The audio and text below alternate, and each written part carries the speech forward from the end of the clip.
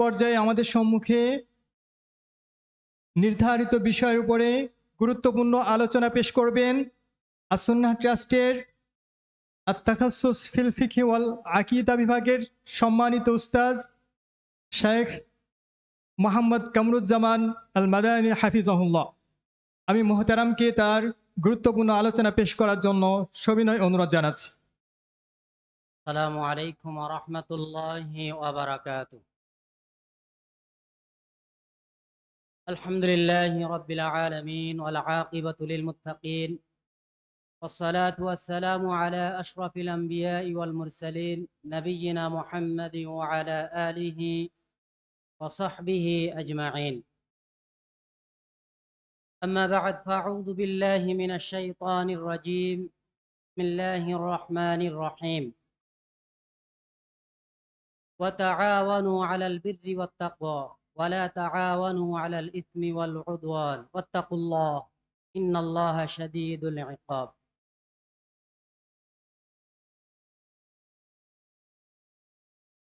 আসুন্নাহ পত্রিকা আয়োজিত 21তম বাৎসরিক ওয়াজ মাহফিলে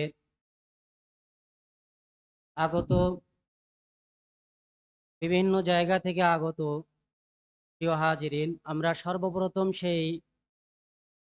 সেই মনিবের কৃতজ্ঞতা প্রকাশ করছি যিনি আমাদেরকে এমন একটি গুরুত্বপূর্ণ মাহফিলে আমাদেরকে বসার জন্য আসার জন্য তৌফিক দান করেছেন। এই জন্য শুকরিয়াতান সকলেই বলি আলহামদুলিল্লাহ।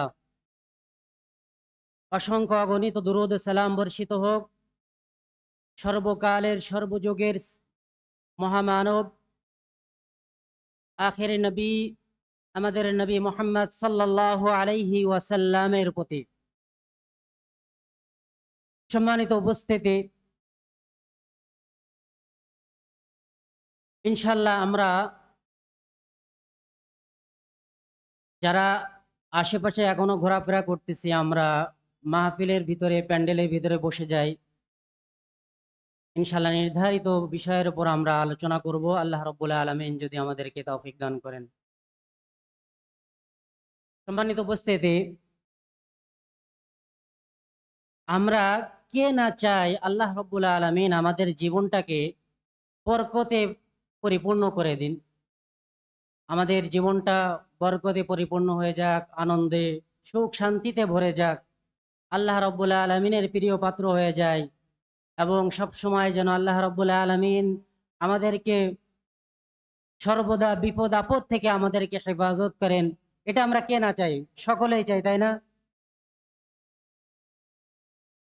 তো এইটার জন্য এই আমাদের বেশি কিছু আমলের প্রয়োজন না, অনেক বড় বড় আমল করতে হবে এমনটি নয়। হাদিসে এমন কিছু আমল আছে খুবই ছোট, যেগুলো করলে আল্লাহ রাব্বুল আলামিন আমাদেরকে ভালোবাসবেন, আমাদের জীবনটাকে একেবারে বরকতে পরিপূর্ণ করে দিবেন, বালা মুসিবত থেকে আল্লাহ রাব্বুল আলামিন আমাদেরকে হেফাজত করবেন। সেটা হলো একেবারে সংক্ষিপ্ত এবং সহজ উপায়, সেটা হলো মানব কল্যাণে নিজেকে নিয়োজিত রাখা, আল্লাহ রাব্বুল আলামিনের নৈকট্য লাভ করা, তার রহমত বরকত লাভ করার একেবারে সংক্ষিপ্ত এবং সংক্ষেপ পথ হলো মানব কল্যাণ, অর্থাৎ মানুষের উপকারে সাহায্যার্থে নিজেকে আত্মনিয়োগ করা, মানুষের কল্যাণে নিজেকে ব্যয় করা, মানুষের কল্যাণ চিন্তায় নিজেকে আত্মনিয়োগ করা। একটি হাদিসে আল্লাহ রাসূল সাল্লাল্লাহু আলাইহি ওয়াসাল্লাম বলেছেন, আলা কুল্লি মুসলিমিন সাদাকা, মানব কল্যাণে ব্যয় করা প্রত্যেকটি মানুষের জন্য আবশ্যক। মানব কল্যাণে ব্যয় করা প্রত্যেকটি মানুষের জন্য আবশ্যক। সকল তখন সাহাবীরা জিজ্ঞাসা করল, ইয়া নবী আল্লাহ, ফামান লাম ইয়াজিদ, যে ব্যক্তি এটি করতে পারবে না তার কি হবে? রাসূল সাল্লাল্লাহু আলাইহি ওয়াসাল্লাম বললেন, ইয়ামালু বিয়াদিহি, সে নিজের হাতে কর্ম করবে, ফায়ানফাউ নাফসাহু ওয়া ইয়াতাসাদ্দাক, এবং এটা দ্বারা নিজে উপকৃত হবে এবং এখান থেকে সে মানব কল্যাণে ব্যয় করবে। সাহাবীরা আবার জিজ্ঞাসা করলেন, ইয়া রাসূলুল্লাহ ফামান লাম ইয়াজিদ, এটাও যদি কোনো ব্যক্তি না পারে তাহলে সে কি করবে? তখন আল্লাহ রাসূল সাল্লাল্লাহু আলাইহি সাল্লাম বললেন, ইউঈনু যাল হাজাতিল মালহুব, সে বিপদগ্রস্ত মানুষকে সে সাহায্য সহযোগিতা করবে। তখন সাহাবীরা আবার জিজ্ঞাসা করলেন, ইয়া রাসূলুল্লাহ ফামান লাম ইয়াজিদ, এটিও যদি কেউ না পারে তাহলে সে কি করবে? আল্লাহ রাসূল সাল্লাল্লাহু আলাইহি সাল্লাম বললেন, ফালইয়ামাল বিল মা'রুফ, সে কল্যাণকর কাজ করবে। ওয়াল ইউমসিক আনিশ শাররি, এবং অকল্যাণ কাজ থেকে সে বিরত থাকবে। ফাইন্না লাহু সাদাকা, এটাই হলো তার জন্য সাদাকা। আল্লাহ রাসূল সাল্লাল্লাহু আলাইহি সাল্লাম এই সাদাকাকে কয়েকটি স্টেপে তিনি ভাগ করে দিলেন। এরপরে আরেক হাদিসটি মুত্তাফাকুন আলাইহি। এরপরে আরেকটি হাদিস, আল্লাহ রাসূল সাল্লাল্লাহু আলাইহি সাল্লাম নির্দিষ্ট করে কিছু কাজকে সাদাকার সাথে তুলনা করেছেন, অর্থাৎ মানুষের কল্যাণে ব্যয় করার সাথে তুলনা করেছেন। তার মধ্যে আল্লাহ রাসূল সাল্লাল্লাহু আলাইহি সাল্লাম বলেছেন যে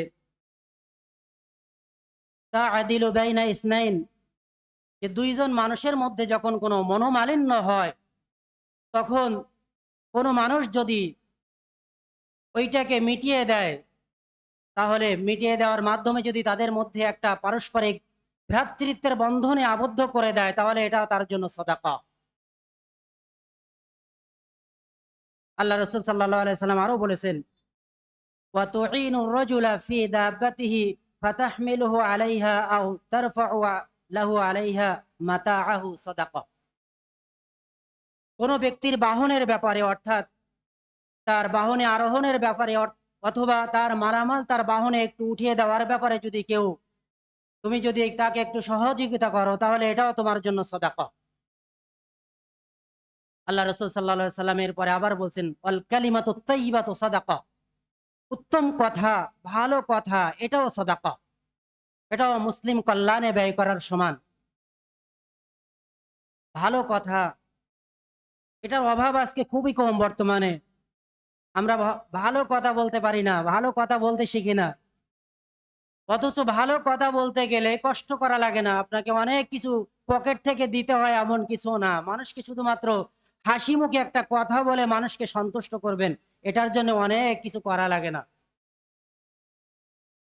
অনেক সময় ভালো একটা কথা, এটার মাধ্যমে অনেক উপকৃত বা অনেক উপকার মানুষকে করা যায়। একজন মানুষ পথ চিনতেছে না, তাকে ভালো কথার মাধ্যমে আপনি একটা পথের দিশা দিয়ে দিলেন, যে ভাই আপনি যেটা জানতে চাচ্ছেন সেটা এই দিকে না এই দিকে। দোকানে গেলেন, যে জিজ্ঞাসা করলেন ভাই এই জিনিসটা আছে, দোকানদার বলছে ভাই আমার কাছে নাই। আপনি যখন জিজ্ঞাসা করছেন ভাই কোথায় গেলে পাবো বা কোন দোকানে পাবো,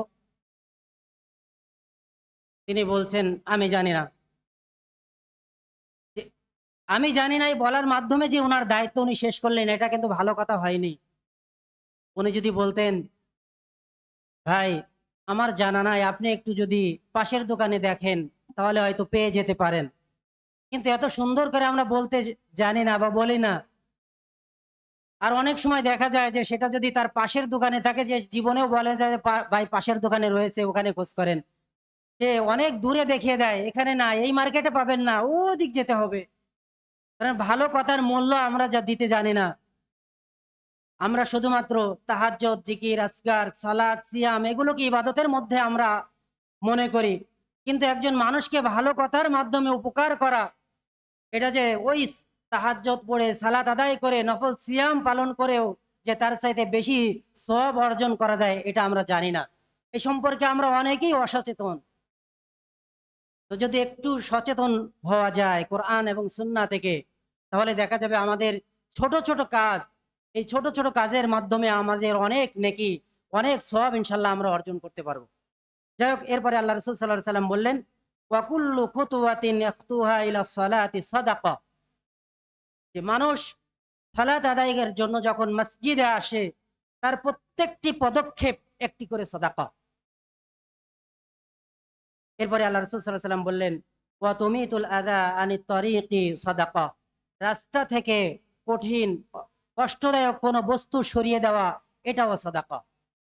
তাহলে হাদিস হাদিস থেকে আমরা দেখলাম, হাদিসটি এটাও মুত্তাফাকুন আলাইহি, বুখারী মুসলিম, যে আল্লাহ রসুল সাল্লাল্লাহু আলাইহি সাল্লাম ছোট ছোট কিছু বিষয়কে সাদাকার সাথে তুলনা দিয়েছেন, যে এগুলো যদি আমরা করতে পারি তাহলে মুসলিমের প্রতি সাদাকা অর্থাৎ তার কল্যাণে ব্যয় করার সমপরিমাণ সওয়াব আমরা ইনশাল্লাহ পেয়ে যাব। আসুন আমরা যদি মুসলিমের কল্যাণে, মানুষের কল্যাণে যদি আমরা ব্যয় করতে পারি বা তাদের কল্যাণ নিয়ে যদি আমরা চিন্তা করতে পারি, তাহলে আমাদের কি কি উপকার রয়েছে ইনশাল্লাহ আমরা শুনবো। আমরা যদি আমাদের মানব কল্যাণ নিয়ে চিন্তা ভাবনা করি, তাদের কল্যাণে কিছু ব্যয় করতে পারি, তাদের কিছু উপকার সাহায্য সহযোগিতা করতে পারি, তাহলে সর্বপ্রথম যেই উপকার আমরা পাবো সেটা হলো আমাদের মনের প্রশান্তি আমরা পাবো। মেন্টালি যে প্রশান্তি, এটার বর্তমান খুব অভাব, অনেক অভাব। এই যে দেখতেছেন বর্তমানে মানুষ খুব ডিপ্রেশনে আছে, আত্মহত্যার হার বেড়ে যাচ্ছে। কারণ কি? মানুষের মনে অশান্তি, মানুষের মনে শান্তি নাই। কারণ কি? মানুষের মনে শান্তি না থাকার কারণ, মানুষ শুধু ভোগ বিলাসে মত্ত হয়ে আছে। মানুষকে দিবে, ত্যাগ করবে, এটার মন মানসিকতা আমাদের নাই। আমাদের শুধু আছে কি? ভোগ করা, ভোগ ভোগ, এটাকে আমরা শান্তির উপায় উপকরণ হিসাবে ধরে নিয়েছি। কিন্তু ভোগ আমাদের শান্তি নয়, ভোগের মধ্যে আমাদের শান্তি নাই। শান্তি রয়েছে ত্যাগের মধ্যে। আপনি যদি একজন মানুষের কল্যাণে যদি সামান্য ব্যয় করতে পারেন এবং আপনার মাধ্যমে যদি একজন মানুষ উপকৃত হয়, সেটা হোক সামান্য পরিমাণ, এর মধ্যে যে প্রশান্তি রয়েছে এটা আপনি আর কোথাও খুঁজে পাবেন না। বর্তমান গবেষণায় দেখা যাচ্ছে যে পশ্চিমা বিশ্বগুলোতে যেভাবে তারা যে আত্মহত্যার পথ বেছে নিয়েছে পূর্বের থেকে প্রায়, বা আমাদের এই গরিব দেশগুলো থেকে তাদের আত্মহত্যার হার হলো আরো বেশি, 4 গুণ বেশি। কেন আত্মহত্যা করছে? তাদের মনে শান্তি নাই। মনে শান্তি নাই কেন? কোন জিনিসের অভাব তাদের মধ্যে বলেন? তাদের গাড়ি বাড়ি অট্টালিকা বিল্ডিং এর কোনো কিছুর অভাব আছে বলেন? কোনো কিছুর অভাব নাই। কিন্তু তারপরেও তাদের মনে শান্তি নাই কেন? শান্তি, এই সমস্ত জিনিসের মধ্যে শান্তি নাই। মূলত শান্তি কোথায়? শান্তি হলো ত্যাগের মধ্যে, শান্তি ভোগের মধ্যে নয়। শান্তি আসে আল্লাহ রাব্বুল আলামিনের পক্ষ থেকে, যেটা আমরা প্রত্যেকদিন 5 ওয়াক্ত সালাতের পরে আমরা পড়ে থাকি, আল্লাহুম্মা আনতাস সালাম ওয়া মিনকাস সালাম তাবারাকতা ইয়া যাল জালালি ওয়াল ইকরাম। রব্বুল আলামিন, আপনি শান্তির আধার, শান্তি আপনার পক্ষ থেকেই আসে। সুতরাং আমরা যেই বিষয়গুলিকে শান্তির আসবাব উপায় উপকরণ হিসাবে গ্রহণ করেছি, এগুলো মূলত শান্তির আসবাব উপায় উপকরণ নয়। আমরা যদি একটু চিন্তা করি যে এখান থেকে আরো 400-500 অথবা তারও বেশি যদি আগে আমরা ফিরে যাই, সেই সময় যে শান্তির যে আসবাব উপায় উপকরণ ছিল, বর্তমানে কি সেই সমস্ত উপায় উপকরণ আরো বেশি না কম বলেন? অনেক গুণ, আরো বেশি, অনেক গুণে বেশি। কিন্তু সেই সময়ে, সেই জামানায় যে শান্তি ছিল, সেই পরিমাণ শান্তি কি এখন আছে? নাই। এখান থেকে আমরা বুঝতেছি যে এই বিষয়গুলিকে আমরা শান্তির আসবাব উপায় উপকরণ হিসেবে গ্রহণ করে নিয়েছি, মূলত শান্তি এগুলোর মধ্যে নাই। শান্তি রয়েছে কোথায়? শান্তি রয়েছে আল্লাহ রাব্বুল আলামিনের কাছে। আল্লাহ রাব্বুল আলামিন প্রশান্তি দিবেন। আল্লাহ রাব্বুল আলামিনের কথা যদি আমরা মেনে চলি, শরিয়াত মেনে যদি আমরা চলতে পারি, অবশ্যই আমাদের মনের মধ্যে যে প্রশান্তি থাকবে, ইনশাল্লাহ এইটাকে অবলম্বন করে আমরা আমাদের সামনের পথ আমরা চলতে পারবো ইনশাআল্লাহ। সম্মানিত হাজিরিন, এই জন্য আমাদের মনের প্রশান্তির জন্য আমাদের কি করতে হবে? মানব কল্যাণে ব্যয় করতে হবে। মানুষের কল্যাণে, মানুষের সাহায্য সহযোগিতায় আমাদেরকে এগিয়ে আসতে হবে। এরপরে আল্লাহ রসুল সাল্লাল্লাহু আলাইহি সাল্লাম বলেছেন যে মানবতার কাজে অর্থাৎ মানব কল্যাণে রয়েছে আল্লাহ রাব্বুল আলামিনের কল্যাণ। আচ্ছা, আমরা কে চাই না যে আল্লাহ রাব্বুল আলামিন সর্বদা আমাদের কল্যাণে নিয়োজিত থাকুক? কে চাই না বলেন? কে চাই না? আমরা সবাই চাই আল্লাহ রাব্বুল আলামিন সর্বদা আমাদের কল্যাণে নিয়োজিত থাকুক। আল্লাহ রাসূল সাল্লাল্লাহু আলাইহি সাল্লাম দীর্ঘ একটি হাদিসের অংশ বিশেষ আল্লাহ রাসূল সাল্লাল্লাহু আলাইহি ওয়াসাল্লাম বলেছেন, আল্লাহু ফি আউনিল আবদি মা কানা আল আবদু ফি আউনি আখি। আল্লাহ রাব্বুল আলামিন সর্বদা ওই ব্যক্তির কল্যাণে নিয়োজিত থাকেন যে ব্যক্তি সর্বদা যতক্ষণ পর্যন্ত তার ভাইয়ের কল্যাণে নিয়োজিত থাকে। আমি আপনি যদি কোনো মানুষের কল্যাণে নিয়োজিত থাকি, যতক্ষণ পর্যন্ত তার এই কল্যাণে নিয়োজিত থাকবো, ততক্ষণ পর্যন্ত স্বয়ং আল্লাহ রাব্বুল আলামিন আমাদের কল্যাণে নিয়োজিত থাকবেন। সুবহানাল্লাহ। কে না চায় এটি? এরপরে আল্লাহ রাসূল সাল্লাল্লাহু আলাইহি সাল্লাম বলেছেন, বিপদ ও মুসিবত থেকে আল্লাহ রাব্বুল আলামিন তাকে হেফাজত করবেন। আমরা যদি মানব কল্যাণে এগিয়ে আসি, মানুষের কল্যাণার্থে যদি ব্যয় করি, তাদের সেবায় যদি এগিয়ে আসতে পারি, তাহলে আল্লাহ রাসূল সাল্লাল্লাহু আলাইহি সাল্লাম বলেছেন যে আল্লাহ রাব্বুল আলামিন আমাদেরকে বিপদ থেকে মুক্তি দিবেন। সেটা সেটা কি? আল্লাহ রাসূল সাল্লাল্লাহু আলাইহি সাল্লাম বলেছেন, সানাইউল মা'রুফি তাকিউ মাসারি'আস সু। যে কল্যাণের কাজে মানুষকে কল্যাণের কাজ মানুষকে অনিষ্টকর বিপদ থেকে রক্ষা করে। এর পাশাপাশি আরেকটি হাদিস আমরা জানি, লম্বা হাদিস, সম্পূর্ণ হাদিসটি উল্লেখ করার সময় আমার নাই। সারসংক্ষেপ হলো যে আমরা জানি ৩ জন ব্যক্তি একদিন অরণ্য মরুভূমি দিয়ে যাচ্ছিল। এমন সময় তাদের যখন প্রাকৃতিকভাবে ঝড় তুফান শুরু হয়ে যায়, তখন তারা একটি গুহায় আশ্রয় নিয়েছিল। আশ্রয় নেওয়ার পর কি হয়েছিল, হঠাৎ একটি পাথর এসে তাদের ওই গুহার মুখটি বন্ধ হয়ে যায়। তখন তারা মহা বিপদের মধ্যে পড়ে যায়। তো এই বিপদ থেকে উদ্ধার হওয়ার জন্য তারা কি করেছিল, একজন ব্যক্তি বলেছিল, ইয়া রব্বুল আলামিন, আমার বৃদ্ধ পিতামাতা ছিল, আমি তোমার উদ্দেশ্যে তোমার সন্তুষ্টির জন্য আমি তাদেরকে খেদমত করেছিলাম। সুতরাং এই খেদমতটা যদি তুমি পছন্দ করে থাকো, তাহলে আজকে তার উচিলা করে তুমি আমাদেরকে এই বিপদ থেকে উদ্ধার করো। তখন দেখা গিয়েছিল যে ওই মুখ থেকে পাথরটা সামান্য পরিমাণ সরে গিয়েছিল। দ্বিতীয়ত আরেক ব্যক্তি বলেছিল, রব্বুল আলামিন, আমি আমার একজন চাচাতো বোনকে আমি খুব ভালোবাসতাম, আমি চাইতাম তাকে একান্ত পেতে, কিন্তু সে রাজি হতো না। একদিন কোনোভাবে সে বিপদে পড়ে আমার কাছে কিছু টাকা ধারের জন্য আসছিল। তো আমি তাকে এই অফারটা দিয়েছিলাম যে আমি তোমাকে টাকা দিতে পারি, তাহলে একটা শর্তে তুমি আমাকে একান্তে সময় দিতে হবে তোমার। তো প্রথম দিন সে ফিরে গিয়েছিল, কিন্তু উভয়াবন্তর না পেয়ে সে দ্বিতীয় দিন আবার ফিরে এসেছিল যে তোমার শর্তে আমি মেনে নিচ্ছি, তোমার শর্ত আমাকে কিছু টাকা দাও। তখন আমি এই শর্ত মেনে নিয়ে তাকে টাকা দিয়েছিলাম। কিন্তু যখন আমি একান্ত মিলিত হওয়ার সময় হলো, তখন ওই বোন আমাকে স্মরণ করিয়ে দিল, প্রিয় ভাই, এটা অত্যন্ত গুনাহের কাজ, তুমি যদি আল্লাহকে ভয় করো তাহলে এই কাজ থেকে তুমি বিরত থাকো। রব্বুল আলামিন সেদিন অবশ্যই আমি তোমাকে ভয় করে সেই কাজ থেকে আমি বিরত ছিলাম। তখন দেখা গেল তিনি এই ওসিলা চেয়ে যখন দোয়া করেছেন, পাথরেরটা আরেকটু সরে গেল।